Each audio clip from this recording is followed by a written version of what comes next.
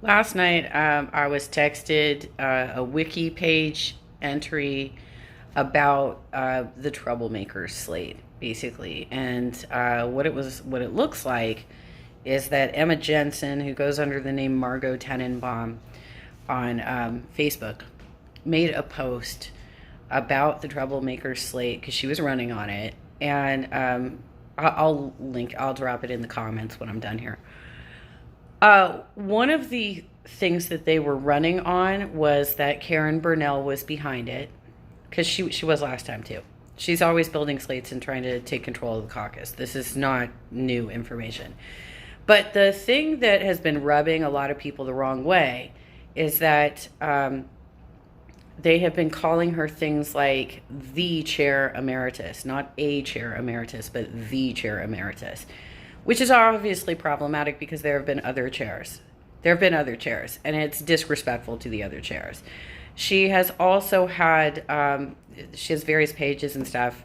I don't know if she's the one writing this stuff or what's going on, but obviously she is approving of it because these are her platforms. Basically calling her like the forever chair, right? So obviously this is just another example of how she is shrinking progressive politics, because it's her way or the highway kind of thing. But it's also incredibly, for anybody who's participated in politics, like anything, you could just literally just go to like a Democratic club.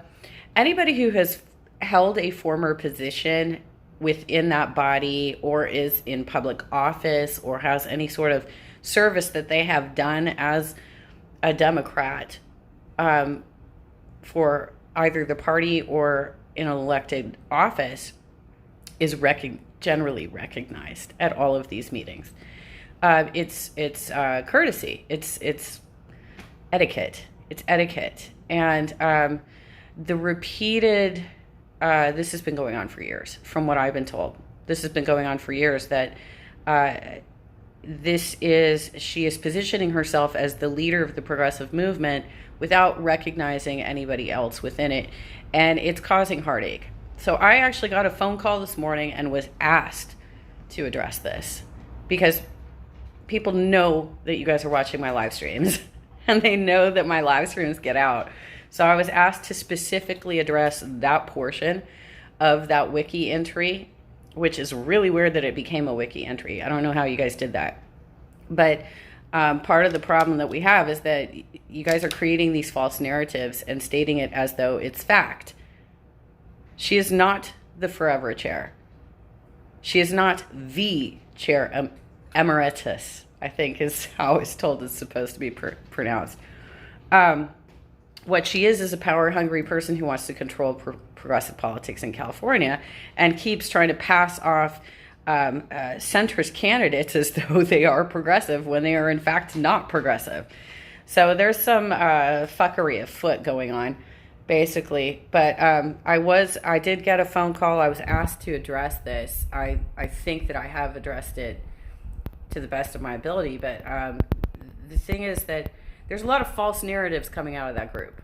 There's a lot of false narratives coming out of the group. Part of it is, for example, for the last year, they keep saying that basically Trinity Tran and Ben Hawk started the very first statewide public banking initiative.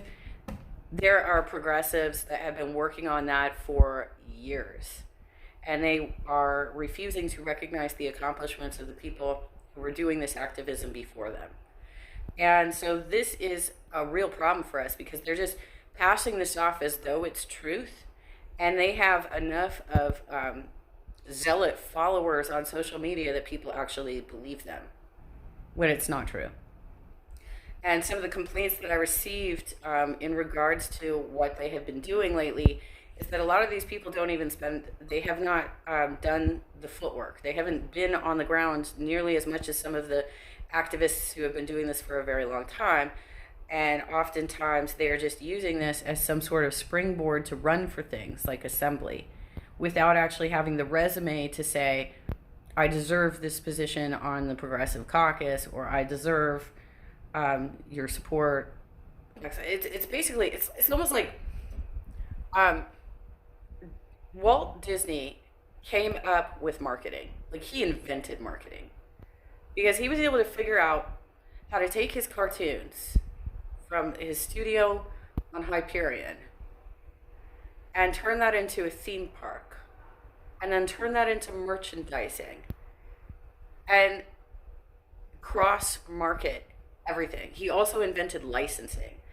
This is kind of the same theory on a much lower level, is that they're looking at all of these different organizing tools as ways to gain power by shutting everybody else out and having completely controllable voices. Does it mean that everything they do is bad? No, they do have some good activism, and their heart is in the right place in certain places, but they are so closed off and so duplicitous and so dishonest with everybody that it's hurting progressive politics more than whatever it is they're trying to achieve. They've yet to win anything other than the caucus. And what they have done is turn the caucus into complete ridiculousness that a lot of people don't want to participate in anymore. That's where we are. And from everything that I've been hearing is that very soon the Progressive Caucus may be disqualified and not part of the California Democratic Party anymore because of all their shenanigans. So we'll have to see what happens.